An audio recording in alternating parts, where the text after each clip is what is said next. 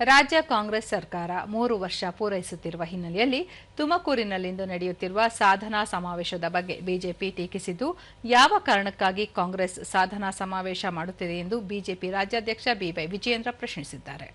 ಬೆಂಗಳೂರಿನ ಪಕ್ಷದ ಕಚೇರಿಯಲ್ಲಿಂದು ಸುದ್ದಿಗೋಷ್ಠಿಯಲ್ಲಿ ಅವರು, ರಾಜ್ಯದ ಜನರ ಸಂಕಷ್ಟಗಳಿಗೆ ಸ್ಪಂದಿಸದ ಕಾಂಗ್ರೆಸ್ ಸರ್ಕಾರ ಈಗ ಸಾಧನಾ ಸಮಾವೇಶ ಮಾಡುತ್ತಿದೆ.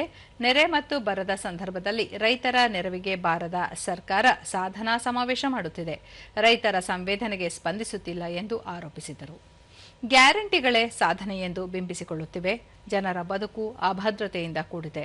ಯಾವುದೇ ಅಭಿವೃದ್ಧಿ ಕಾರ್ಯಗಳೂ ಆಗಿಲ್ಲ. ರಸ್ತೆಗಳು ಸಂಪೂರ್ಣ ಹಾಳಾಗಿವೆ. ಗುಂಡಿಗಳ ಮುಚ್ಚುವುದಕ್ಕೂ ಸರ್ಕಾರಕ್ಕೆ ಆಗುತ್ತಿಲ್ಲ. ಆಸ್ಪತ್ರೆ, ಶಾಲಾ ಕಾಲೇಜುಗಳಿಗೆ ಸರ್ಕಾರ ಏನಾದರೂ ಆದ್ಯತೆ ನೀಡಿದೆಯೇ ಎಂದು ಅವರು ಪ್ರಶ್ನಿಸಿದರು. ಕೆಲಸ ಮಾಡಿದ್ದೀರಾ? ಆಸ್ಪತ್ರೆಗಳಿಗೆ, ಶಾಲೆಗಳಿಗೆ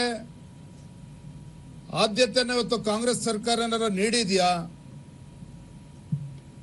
ಶಾಸಕರ ಕ್ಷೇತ್ರಗಳಿಗೆ ಅಭಿವೃದ್ಧಿಯನ್ನು ಕಣ್ಮುಂದಿಡ್ಕೊಂಡು ಇವತ್ತೇನಾರ ಹಣವನ್ನು ಬಿಡುಗಡೆ ಮಾಡೋದಕ್ಕೆ, ಅನುದಾನವನ್ನು ಬಿಡುಗಡೆ ಮಾಡೋದಕ್ಕೆ ನಿಮ್ಗೇನಾರ ಸಾಧ್ಯ ಆಗಿದೆಯಾ? ಅಷ್ಟೇ ಅಲ್ಲ, ಇವತ್ತು ಬೆಂಗಳೂರು ಮಹಾನಗರ ಗುಂಡಿಯನ್ನು ಮುಚ್ಚೋದಕ್ಕೂ ಕೂಡ ಸಾಧ್ಯ ಆಗ್ತಾ ಇಲ್ಲ. ಕೃಷಿ ಕ್ಷೇತ್ರಕ್ಕೆ ಈ ಸರ್ಕಾರ ಕಿಂಚಿತ್ತೂ ಕೂಡ ತಲೆ ಕೆಡಿಸ್ಕೊಂಡಿಲ್ಲ.